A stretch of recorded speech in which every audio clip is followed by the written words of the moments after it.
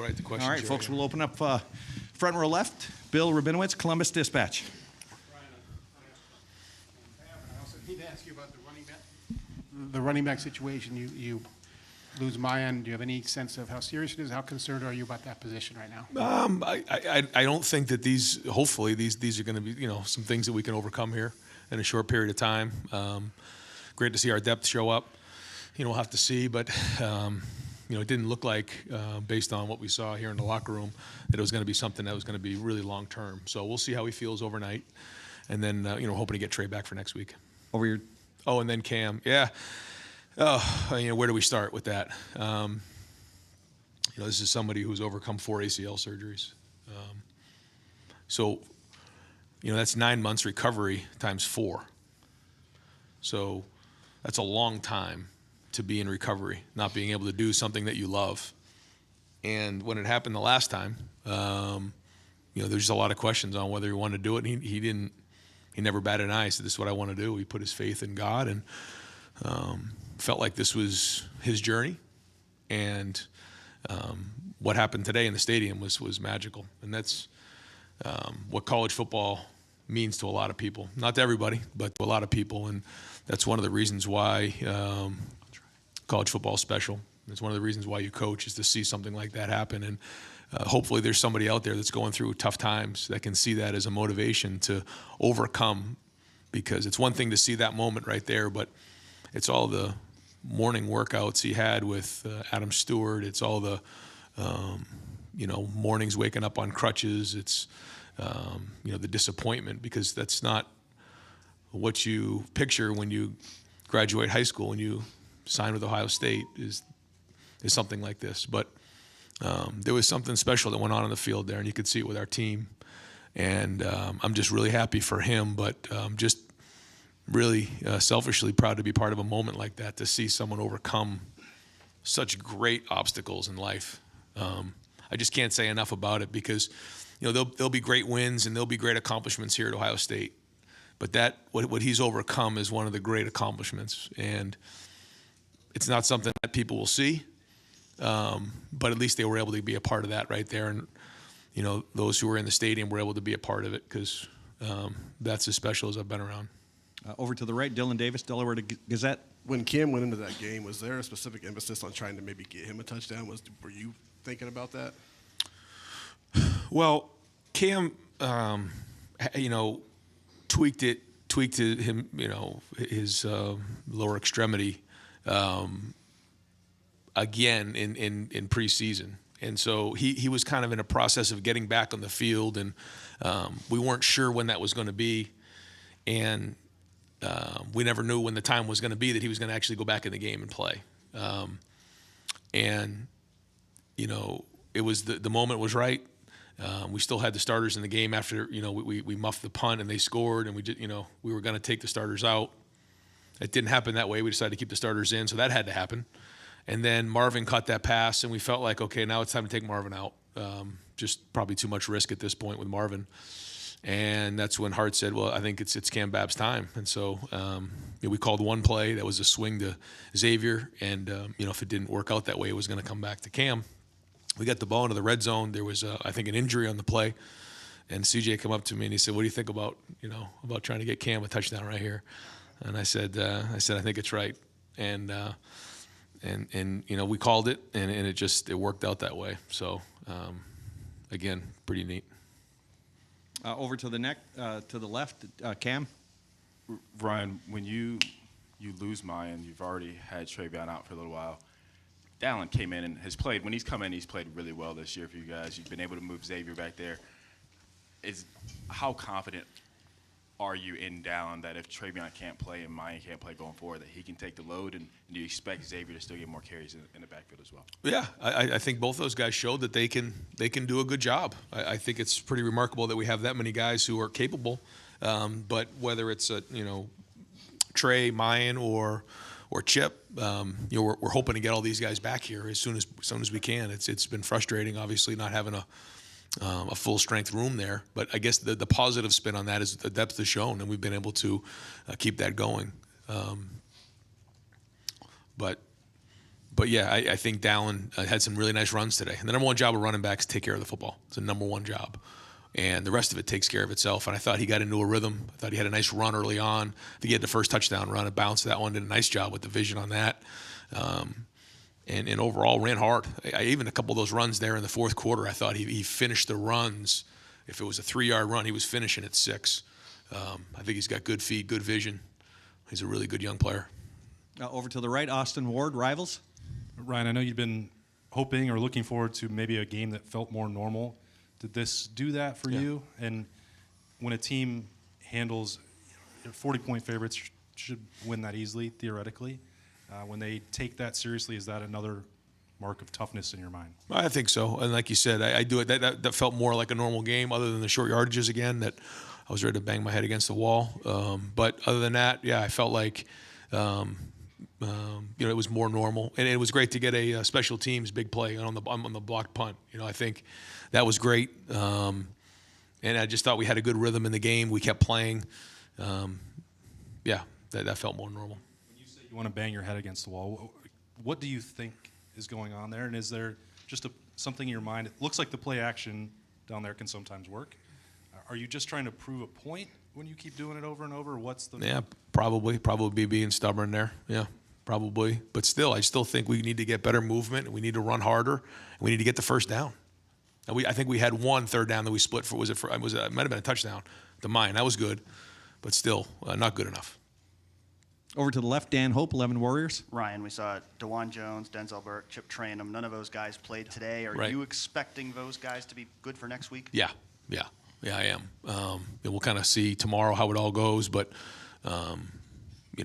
it's this time of year, so guys are going to be banged up. It's just the way it goes. But and there were a lot of guys who played banged up today, a lot. These guys just didn't feel like they were ready to go play, and certainly we're not going to put them in a game if they don't feel like they can play. But we're looking hopefully to get a full week of work out of them and see them play against Maryland. Over to the right, Bill Landis, Rivals. Ryan, what did you think of Xavier's long touchdown run? But both his effort as he's zigzagging across the field, but then also the blocking he got downfield on that play. I didn't see it other than on the jumbo. I saw Julian, I think Marvin, hustling downfield and making some great blocks. I can't wait to see it on film. I heard the sideline going crazy. The initial thing that I saw was they stemmed the front, and it's a play that we had worked on pretty hard, and I thought we logged the end really well. We got around that quickly, and then I thought that the tackle did a really good job of getting up to the backer, and then the second puller, it was 3 for 3 right there. And then Xavier slipped through, and then the rest was I was kind of in the back there, and I thought at some point he was going to go down. He just kept squirting out. So a lot of great effort on the play. Great to see Xavier get a run like that. You can see what a weapon he is. He's made some big plays for us this year. So happy for him, and he's very unselfish. When we felt like maybe he would have to play a little running back in this game. He spent a lot of time talking about protection, some of the run game, and because he's been such a good special teams player, he's got a lot of versatility, and you can see that in his game.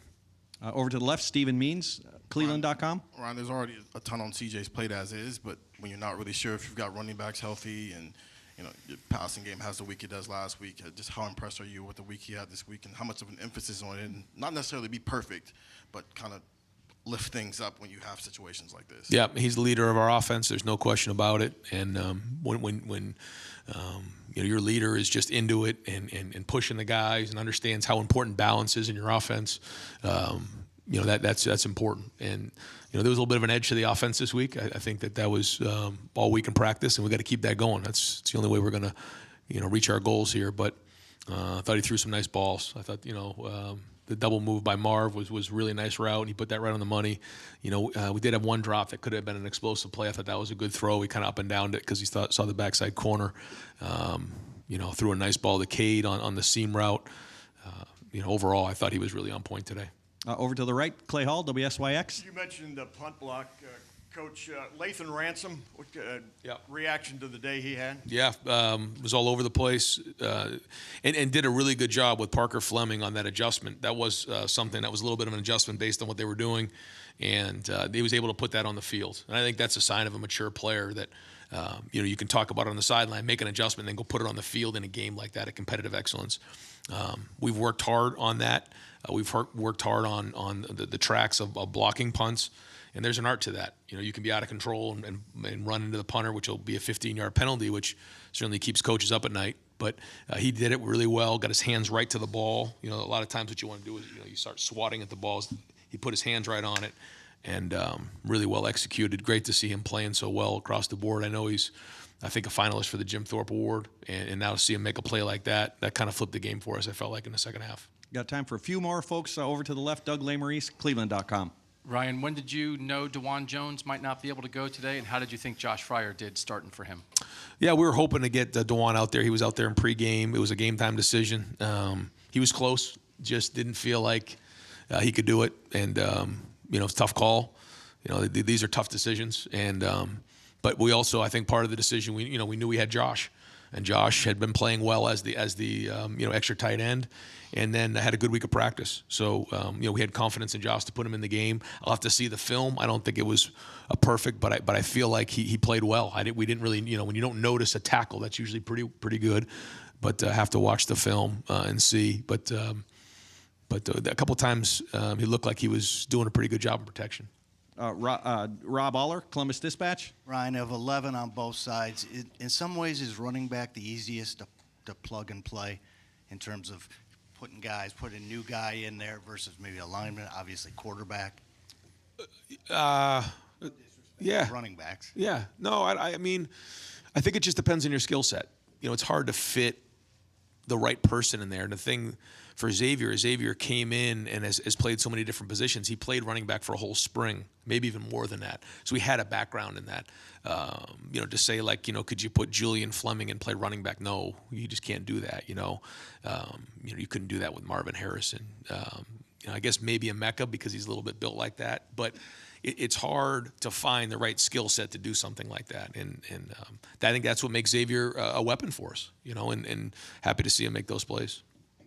More backups when you have 2 or 3 or 4 guys. The next guy up, in some ways, is easier than. I don't know. Maybe other guys have made it look that way, but I don't think that's the case. You know, I guess, you know, as a running back, you can run for what they block for, but then you saw them make some guys miss and make bigger plays. And I think Dallin more on contact, and I thought you know Xavier at the second level. Yeah. Over here, Tim May on 3, Lettermen Row. Yeah, Ryan, I just want to get your reaction. Number one, in Mecca, it looked like it might have been a head bump situation. Is that accurate? I mean, you know, I don't know. I'll have to go see. But you know, once we get sometimes late in those fourth quarters, we try to be careful. Yeah.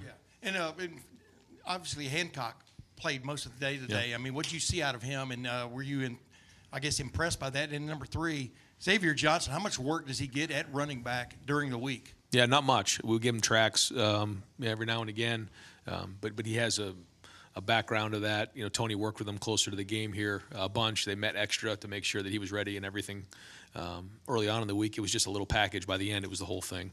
So, again, hats off to him. Then you saw Mitch doing a little bit of that as well back there, and so that was good. And your other question was about Jordan. Yeah, Jordan in the secondary. You know, I thought Cam Brown flashed at times. You know, I know they caught the fade on him early, but it didn't bother him. He kept playing and competing. I thought that was great to see. Got his hands on some balls, and good to see Jordan out there competing. I don't know what he'll grade out, but you notice him in practice. You notice his competitiveness, and he has great instincts for the game. And final question, gentlemen from our armed forces, thank you for what you do. You get the last question of the day. Thank you very much. Avon Santiago, Ohio National Guard. Thank you, brother. You saw a lot of festivities today, from the soldier running out with the flag to the flag ceremony to everything else that happened with the enlistment on the field. When you see all the soldiers and airmen in the stands on Military Appreciation Day, what goes through your mind as a coach on the field? Well, first off, it makes you realize that this isn't as important as that, you know, and it puts everything in perspective.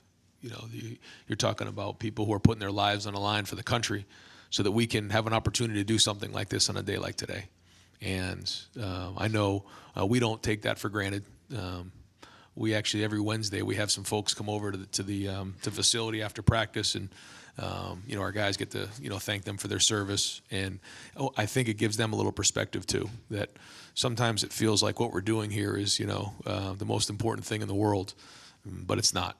It's not. And we have so much appreciation for all those who give the ultimate sacrifice. And there's nothing more unselfish than that.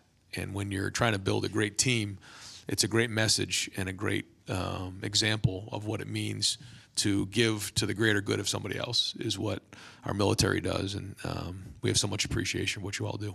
So thank you. Great. Thank you very much, Coach. Yep.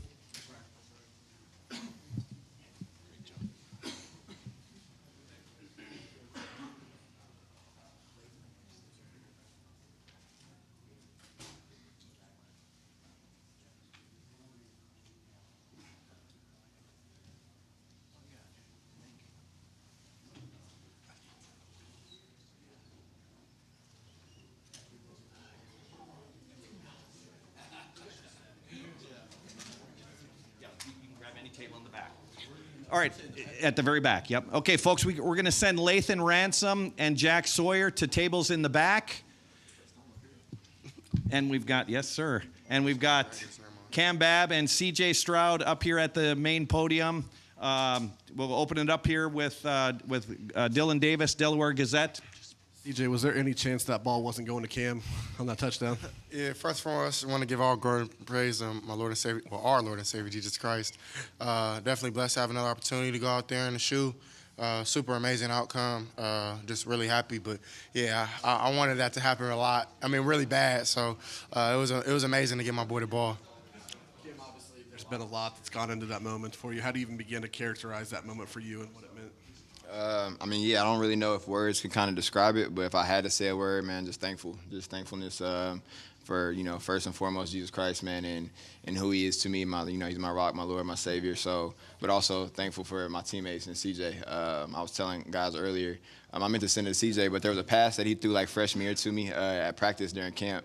And he's kind of been, ever since he got on campus, really, he's been there and kind of held me up when I felt like I couldn't go on. So he's a great football player, love him as a football player, but I love him as just a brother. And I see him just as a young man that's trying to follow Christ. And so just the fact that he has my back in the moments that he has, I'm just thankful, man. So.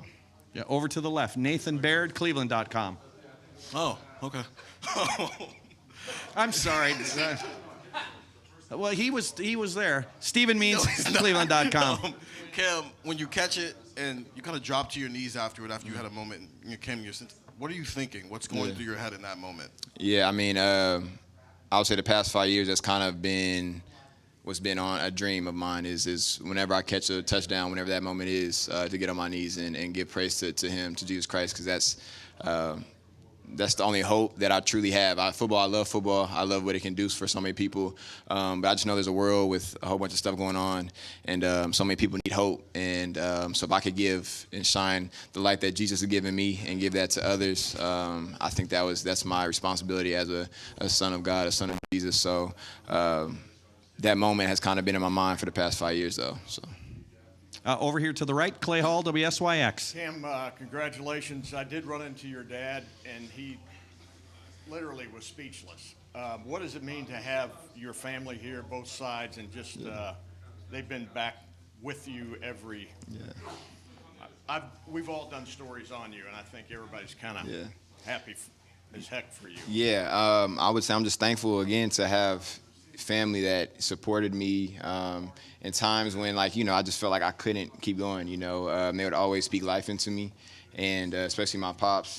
Started playing football because of him, and he's always been there. He's always been the main person that believes I'm the best receiver in the world, and so having him behind me means so much, and my mom and my whole family and teammates. I couldn't be more thankful just to have as many people as I do around me, because it's not just about me, it's about everybody else as well. So. Rob Aller, Columbus Dispatch. Cam, you could have walked away at any moment through this journey, and no one would have held it against you. Mm-hmm. What kept you coming back? Was it football? Was it faith? Was it a merge of the two? Yeah. And what were you trying to accomplish? Yeah. I would say, I love football, but mostly faith. Mostly, again, knowing that when I, truly surrender my life to Jesus, and He showed me His love and who He is. I just wanted to share that with the world, and we have such a big platform here at Ohio State.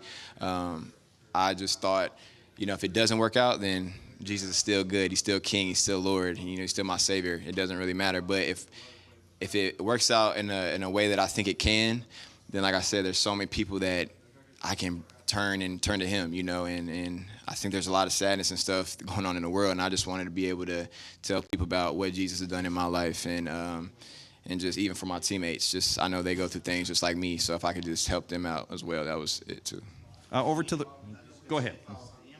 And sort of behind the scenes, you thought you had a role to play, not just on the field, but as sort of the guy in some of your studies and that type of thing. Yeah. I mean, I think there's a lot of behind the scenes things, and we got so many people that are behind the scenes. Like, I wouldn't be here without Adam Stewart, aka Stewie. I wouldn't be here without him and the whole training staff, and they've kept me going as well. So you see me because all the work that he's put in with me the past 5 years as well. So over to the right, Stephen Kishbaugh, the Lantern. CJ and Cam, you guys describe yourselves as men of faith, and for Cam and CJ, your paths have been a little different. How do you guys manage to just keep up in your faith in Christ, and how just while managing a busy schedule, being an Ohio State student athlete? I'll go ahead. Yeah, man, it's definitely tough. Even coming in early, like I was probably 18 years old. I think it was the end of 2019, going into 2020. I still kind of knew about my faith. I grew up in the church, and I remember just being, it was probably like my second day on campus, and this light-skinned dude come up to me, curly hair. I'm like, "Oh, what's up, bro?" He like, "Hey, man, you got a church?" I'm like, "Nah, I don't got no church yet." He was like, "Hey, come with me on Sunday." That same Sunday, I went to church, found where we went to Hope City with Pastor Brian Reed, where he does community help on campus as well. So that's kind of like when it got me going when I got to Columbus, and that made me feel like, man, I really have a brother in Bab. So, but other than that, man, it's tough being consistent as well. Just because you have, of course, school, then you got ball, and then you have family. You have so many things that kind of pull you away from it. But when you have, I mean, it could be a little bit of time. It could be in the morning when you just wake up, getting on your hands and knees praying or reading your word. It's little steps that even Bab helps me with. Like, we have a Bible study that we do, and I have one back home through the TTGOG and Ball by Faith Foundation through my uncle back home, where I tap in every Thursday on a Zoom, and we do a Bible study. So I would say people around me have helped me become way more consistent, and I think that's the biggest challenge, though, is being consistent with your time. Now over to the left, Cameron Teague Robinson, the Athletic. CJ, we saw the celebration for Cam when he scored that touchdown. I mean, it was on the sidelines well until the next drive. Can you put into words what he means to this team and in this program? Yeah, for sure. I mean, I know it was probably the most, like, I didn't want to mess it up. Like, I was nervous. I seen the coverage that we got. I seen the leverage that we had on the corner. And I was like, oh, man, I better not mess this up for my guy. So I'm happy I just made the throw. But honestly, words can't describe. Like, I really honestly, like, I don't care if I threw 8 picks in that game or I didn't play good to the eye's world. It doesn't really matter to the world's eye. It doesn't matter. When you see somebody like Bab who's really, really put himself behind everything that he's been through and helped the team and push Christ, because it's hard when you're on that type of path. People look at you to be perfect, and I definitely think that he's done his best to be that to us. And of course, I'm not perfect. He's not either. But at the end of the day, he strives to get to God every day and to reach people, and he's inspired me. So just having that moment on the team. The whole time I'm thinking, like, we're going to get 15. I don't even care, like, because they probably not even going to trip. So I wasn't even mad about it getting the 15. We were definitely just happy for my guy, man, because y'all don't even know, like, the emotions that happen through fall camp and, like, years where he's already been here. So many people. I'm already knowing the world. His phone's probably going crazy with Chris, JK, all type of people, man, just probably tapping into him, because everybody has really been felt by Bab, from Chase Young to Justin Fields to Chris Olave, Garrett Wilson. I bet you all of them are really happy for my guy. So that'll just tell you every year he's left a legacy. Over to the right, Doug Maurice, Cleveland.com. Cam, how many people hugged you, do you think, after the touchdown? Were you counting the hugs as they came? It was a lot. I don't know. I wasn't really counting. I think I hugged some people like 5 times. But I think in a moment like that, just the love, when you feel that and you see so many people around you and just wanting to hug you, again, it just kind of leans back on the brotherhood and what we really have. It's not just a word to us. And the guys, it's the guys in the locker room that make that possible. And then, just the coaches that we have as well. So, man, I'm just thankful for each guy that we have. Even, I know some guys are, put on the spotlight more, but even for the people that aren't seen, just everybody from top to bottom, it's wonderful, and I'm grateful to be at this university, on this team, and I tell people all the time I wouldn't have changed a thing, just because the people make Ohio State what it is, so I'm just thankful to be a part of it. It looked like, as we watched, it looked like some people maybe were shedding tears with you during that. Were you shedding any tears? How emotional did it get? Yeah, I mean, I did. I would say probably when I go home and really spend time with the Lord, that's probably when the real tears will come out, because it really hasn't hit me yet. It's kind of all a little blur. It happened really fast. But I just know, man, with Jesus, anything is possible. And whether it didn't happen, whether it didn't work out, he's still worthy of praise. And I just experienced his love so much, and I just truly want to share that with so many different people in the world that are, young, old, whatever it may be, in a different country, whatever it may be, because Jesus deserves it, So I'm just thankful, though. We're going to go just a couple more for these gentlemen. Dan Hope, 11 Warriors. Oh, Katie Kapusta, Spectrum. CJ, quick question for you. We talked a lot about the run game last week with you wanting to get a little bit more involved. You had a big reaction in the third quarter after that run was called back. You stepped out of bounds just a little bit. What was your emotions there, and what, how much more involved do you want to get in the running game, especially with injuries in that area? Yeah, I mean, I was a little mad at myself for doing that. Felt like I made a good move by trying to pump the ball, trying to get I think Will Backer, who it was, number 44, trying to just make a miss. And I thought I did that. I tried to tightrope the sideline. Honestly, I ain't been out there in a minute, trying to navigate. So I'm kind of getting back used to it, because I feel like I am pretty decent at running the ball, but I got to get used to being out there again. So I definitely think that I'm willing. Like I said before, I'm willing to do anything. I told them before the game, I'm willing to die for this team, because it's so special. Just that moment right there, just shines light to the world of what we have in the Woody and what we have in our building. So I'm willing to fight for my brothers if it means I got to play with one hand, one foot, whatever the case may be. So, and then you see, Mayan struggling with injuries and still going. Trey trying to get back as quick as possible. Dallin did a great job today, of course, with X, and then Mitch as well stepped in. So I think everybody on this team really wants to have each other's back, and we're just hungry for more. So. Over here to the right, Bill Rabinowitz, Columbus Dispatch. Hey, Cam, congratulations, Cam, first of all.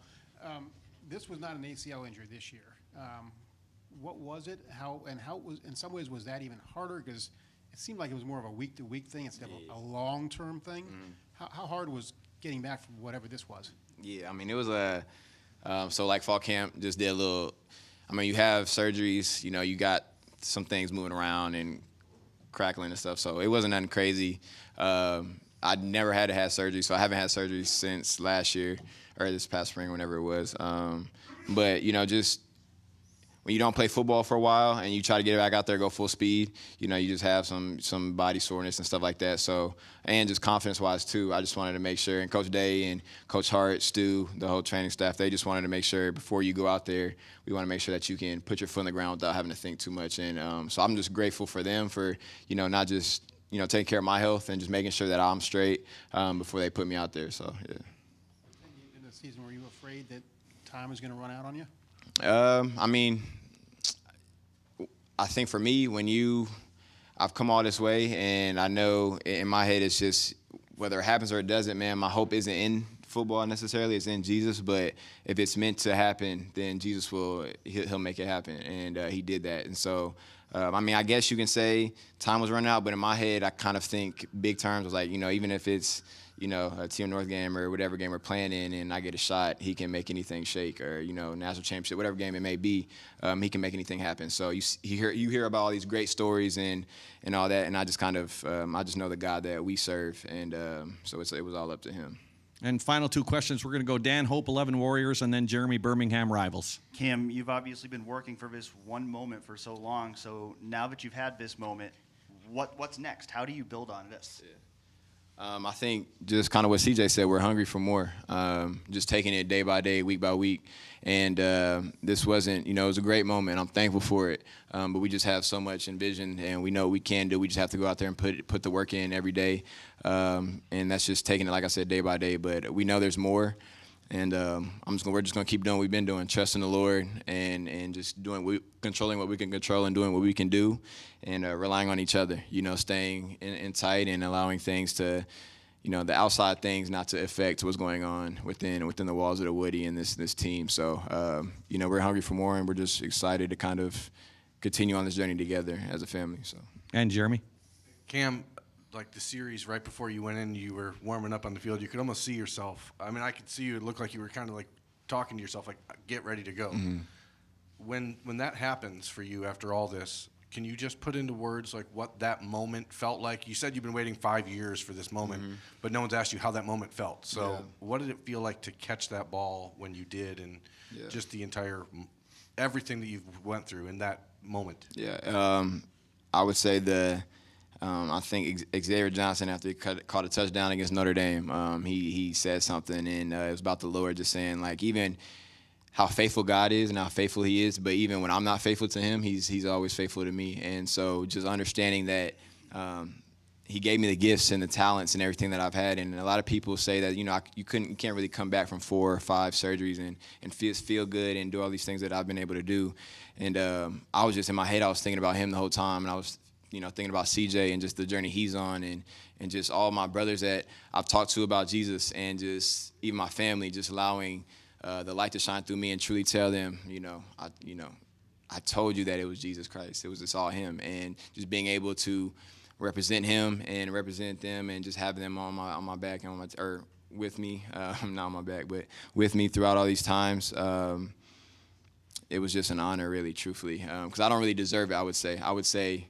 I'm just a young man that's trying to chase Jesus with these guys, and he's kind of held me the whole way. So, was that the hardest catch you've ever made, or the easiest? Truthfully, I don't even really like. Sometimes you just kind of stick your hands out there, and like I don't really remember it in a sense. I don't know if that sometimes you may make a throw and it's kind of it's normal. Like we've done it so many times. Like I ran that route with CJ and even with Stu, rehabbing so many times, and so.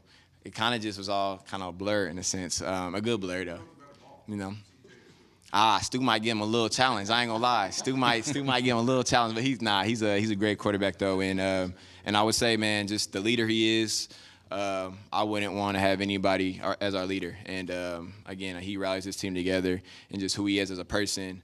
I'm just honored to be his brother and be alongside of him. So we're thankful to have him as a quarterback, but most importantly as a brother and a person. So. Great. Cam, CJ, thank you very much. Thank you. God bless.